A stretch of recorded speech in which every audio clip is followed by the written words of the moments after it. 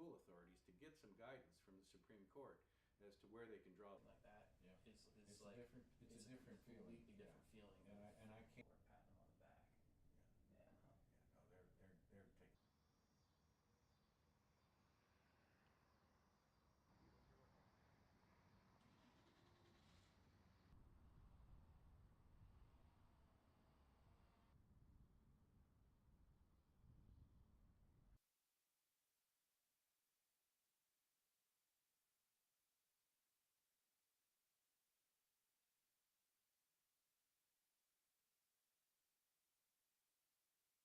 Yeah.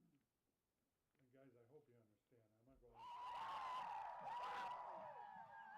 I'm gonna go on. No, I think we're all set. Thanks for helping us out. Appreciate it. Good. Yeah. That's good. It's But yeah, she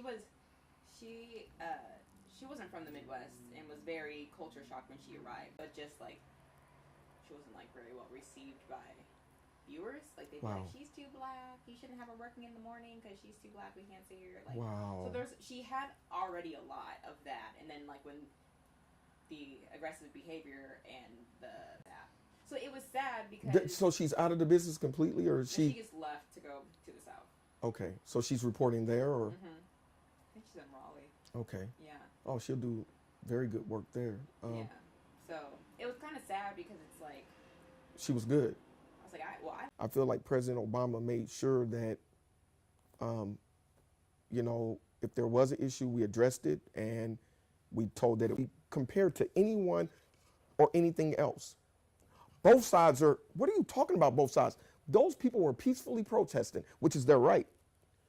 These people are advocating and marching for. Written in chalk, words like racism will not be tolerated cover the pavement outside the Black Engineering Building on Iowa State's campus. It's good to know that we aren't going to accept what is going on here. A sign of opposition after this picture was taken on the social media app Snapchat. It shows 3 students in front of the Black Engineering Building with the caption, N-words only.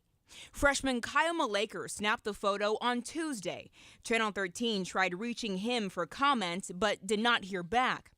Malaker told the Iowa State Daily newspaper he's an engineering student and said the post was meant to be, quote, funny, before choosing to delete it. When you make a comment, and a lot of times you really do intend for it to be that way. The engineering building is named after this man, Henry M. Black, a white man who helped advance the university's mechanical engineering program. I was really surprised to see all this happening. Freshman civil engineering student Bailey Irvin calls the students' use of the N-word ignorant and hurtful. I personally don't even like to use it.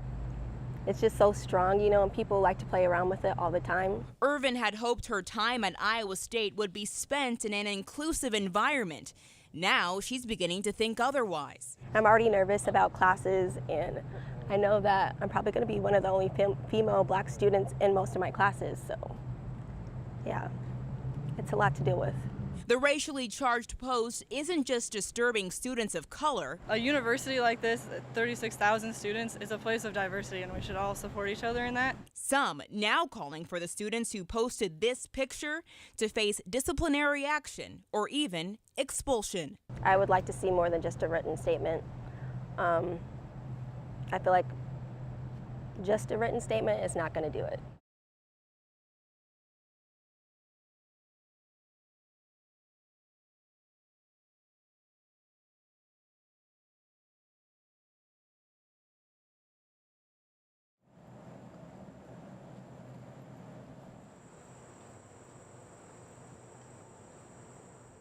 So yeah, I'm just wondering, is there anybody else who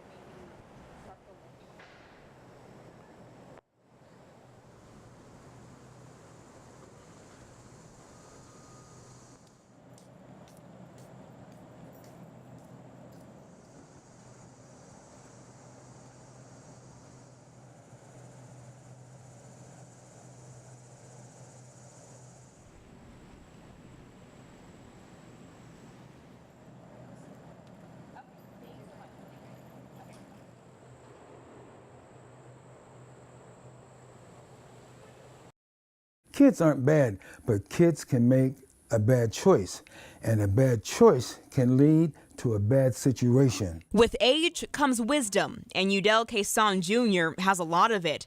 Having lived through the civil rights era, he says what's happening now with Iowa's youth should not be ignored. You're only a youth for a short while, so as parents, as educators, we need to help kids. Then once they become an adult, they are an adult the rest of their lives. In August, students at Iowa State University posted a photo to social media with a racial slur.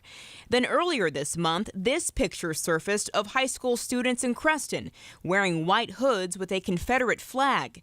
Quezon says there is a fine line between freedom of speech and human decency. Typically, yes, you say, well, that's free speech, but you have to be careful of what you say, how you say it, what you do, and how you do it in order to keep some decency in our society. He says he's not blaming the political climate of our nation entirely on this. Instead, says the focus needs to be on who can help mold this generation's mindset. Others agree. It's extremely disturbing. These are behaviors that are learned. That's why it's so disturbing. Kenneth Cameron is a mental health psychologist and says children begin learning how they feel about things, including race, between the ages of 2 and 5. He advises parents to talk about race as open and as often as possible. Race shouldn't be a touchy subject. It's not a touchy subject. Talk about it. Dinner time conversation. Calling this time of racial divide a primetime opportunity for meaningful conversation. We may be different in color, different in gender, different in sexual preference, but we all bleed the same blood, and we are equal even though we are different.